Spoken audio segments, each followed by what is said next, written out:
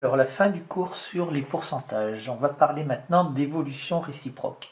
Pour parler des évolutions réciproques, on va partir d'un exemple. Ça sera plus simple, ça sera plus parlant. Donc, j'en prends un article qui vaut 150 euros, qui subit une hausse de 20%. Et on vous demande quel taux de baisse doit-on lui appliquer pour revenir au prix initial. C'est-à-dire qu'il valait 150 euros, il a augmenté, et après on veut revenir au prix de départ, c'est-à-dire on veut revenir à 150 euros. Et voilà, et on veut savoir quel est donc le pourcentage qu'on doit appliquer à la baisse pour revenir au point de départ.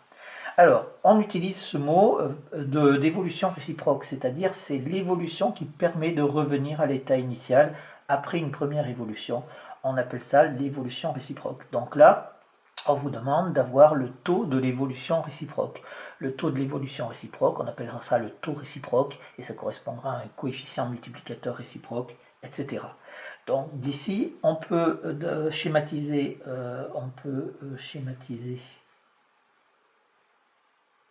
la situation de la façon suivante. Alors, bien sûr, avec déjà, on part de la première chose, c'est la hausse de 20%. Donc, la hausse de 20% correspondant à un coefficient multiplicateur que je vais appeler coefficient multiplicateur 1, qui est égal à 1 plus 20%, c'est-à-dire 1,2 ici.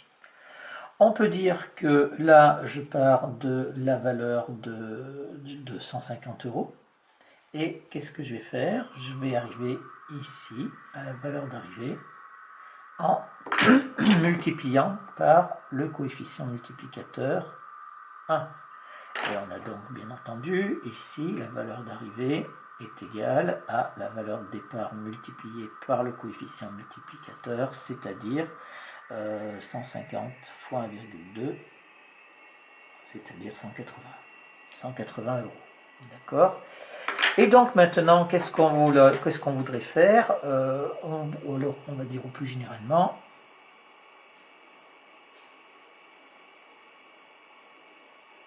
qu'est-ce que j'ai? J'ai une valeur de départ, ici j'ai une valeur d'arrivée, et bien sûr, là, je vais passer de là à là, en ayant mon coefficient multiplicateur ici. Vous comprenez bien, c'est très visuel et très visible, que si pour passer de la valeur de départ à la valeur d'arrivée, j'ai multiplié par mon coefficient multiplicateur, alors si je veux faire l'inverse, maintenant qu'est-ce que je veux faire? C'est ma valeur d'arrivée qui va devenir ma valeur de départ. Et qu'est-ce que je vais faire? Je vais passer ici, il faut que je retrouve la valeur de départ que j'avais, et la valeur de départ va devenir la valeur d'arrivée. C'est-à-dire quand on parle d'évolution réciproque, ça inverse la valeur de départ et la valeur d'arrivée. Et donc maintenant, je veux avoir ici l'évolution que je peux avoir dans ce sens-là. Vous comprenez bien que s'il a fallu multiplier par le coefficient multiplicateur ici, si on veut retomber sur nos pieds, il faut diviser par le coefficient multiplicateur, inévitablement. Ici, il faut bien comprendre, donc c'est la première évolution en orange, première évolution, et là, j'ai fait en rose, c'est l'évolution réciproque.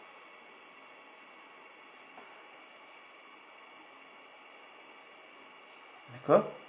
Donc, pour l'évolution réciproque, donc pour l'évolution réciproque, il faut diviser par le coefficient multiplicateur 1. Et si on dit diviser, ça vous l'avez vu au collège, donc quand on divise par quelque chose, on multiplie par l'inverse. Donc multiplier par l'inverse. Et l'inverse de CM1, c'est-à-dire 1 sur CM1. D'accord?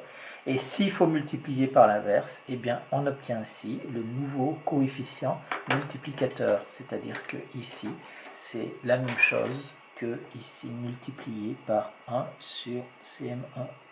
Voilà, et j'ai donc mon coefficient multiplicateur qui va être donc 1 sur CM1. Donc propriété,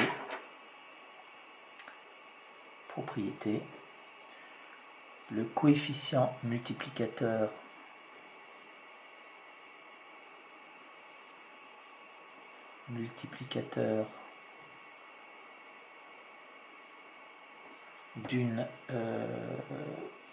de l'évolution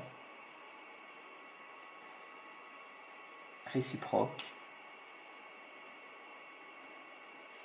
et le coefficient multiplicateur CMR qui est égal à 1 sur CM, d'accord, au CM, et le coefficient multiplicateur de l'évolution de départ.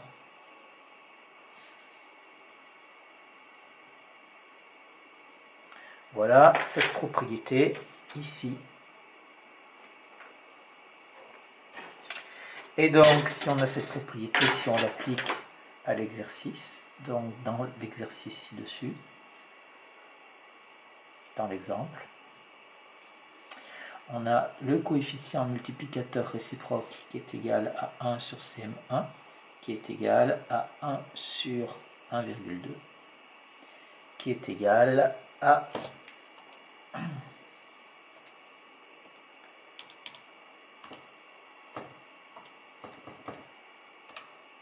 0,833, soit une baisse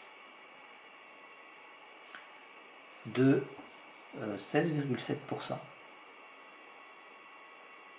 Voilà, donc vous voyez que pour compenser au départ,